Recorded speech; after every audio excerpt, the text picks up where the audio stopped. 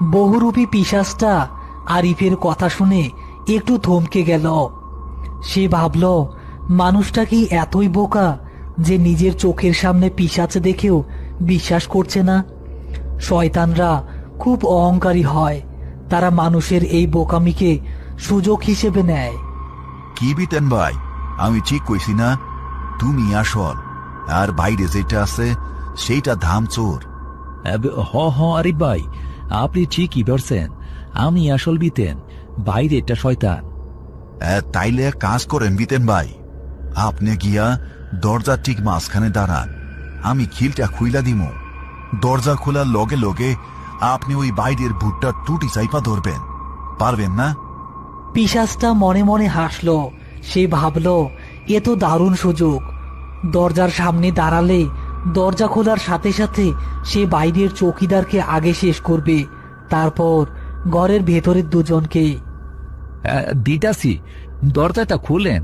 আইজ বাইরের শয়তান রে আমি জ্যান্ত চিবামো। পিশাচটা গিয়ে বিশাল কাঠের দরজার ঠিক সামনে দাঁড়ালো। তার পিঠের ঠিক পেছনেই সেই 15 ফুট উঁচু ধানের বস্তার পাহাড়। আরিফ খুব সাবধানে দরজার খিলের কাছে গিয়ে দাঁড়ালো, আর চোখের ইশারায় সেলিমকে ওই ধানের বস্তা ঠেস দিয়ে রাখা বাসটার কাছে যেতে বলল।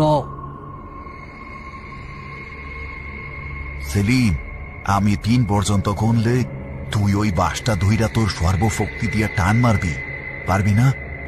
কিন্তু উস্তাদ, তাইলে তো ওই 50 কেজির 20-30টা ধানের বস্তা সব হুমরি কইরা নিচে পড়বো।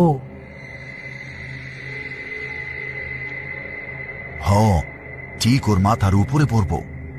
তুই খালি বাসটাই না আমার পিছে আইসা পড়বি, বুঝছস? তোরে আর কিছু করতে হইব না। আরিফ এবার দরজার খিলের ওপর হাত রাখল। পিশাচটা তার বড় বড় নখওয়ালা হাত দুটো দরজার দিকে বাড়িয়ে প্রস্তুত হয়ে আছে। তার হলুদ চোখ দিয়ে লালা ঝরছে। বিতেন ভাই, রেডি তো? আমি খুলতাছি। 1, 2। হ্যাঁ, খুল খুল আরিফ, তাড়াতাড়ি খুল, আমার অনেক খিদা লাগছে। 3। সেলিম, টান দে। সেলিম তার জীবনের সবটুকু শক্তি দিয়ে ধানের বস্তা ঠেস দেওয়া মোটা বাঁশটা ধরে হেঁচকা টান মারল। সাপোর্ট সরে যেতেই 15 ফুট উঁচু বস্তার পাহাড়টা হুড়মুড় করে ভেঙে পড়ল ঠিক দরজার সামনে দাঁড়িয়ে থাকা পিশাচটার মাথার ওপর। দরাম করে কয়েক হাজার কেজি ওজনের ধানের বস্তা চোখের পলকে পিশাচটাকে মাটির নিচে চাপা দিয়ে ফেলল। পিশাচের আর কোনো নড়াচড়া নেই, শুধু বস্তার নিচ থেকে গোংরানির আওয়াজ আসছে। পিশাচের গায়ে যতই অতিপ্রাকৃত শক্তি থাকুক, টনকে টন ধানের বস্তার ওজন ঠেলে বের হওয়ার মতো ক্ষমতা তার নেই। আরিফ জানতো এত ওজনের কাছে এই শয়তানের জাদু কোনো কাজ করবে না।